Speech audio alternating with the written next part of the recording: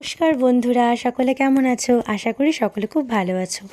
তো এই ৩-৪ দিন ধরে যা বৃষ্টি হচ্ছে কি বলবো, কিন্তু তার মধ্যেও আমাদের তো কেক বানাতেই হবে।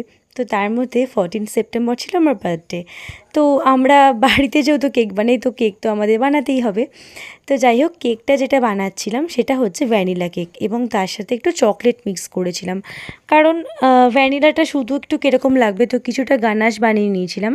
অ্যান্ড দেন আমি ভ্যানিলার ওপর থেকে কিছুটা গানাশ আর একটু চকোচিপ দিয়ে পুরো কেকটাকে ডেকোরেশন করি। দিয়ে বাইরের লুকটাকে কোনো লাল, নীল, হলুদ, সবুজ কোনো কালার না করে ভাবলাম একটু অন্যরকম কিছু, একটু এলিগেন্ট লুক দেওয়া যাক। তো সেই কারণে একটা হালকা সোভার কালার করেছি, সেটাও বলে দিচ্ছি।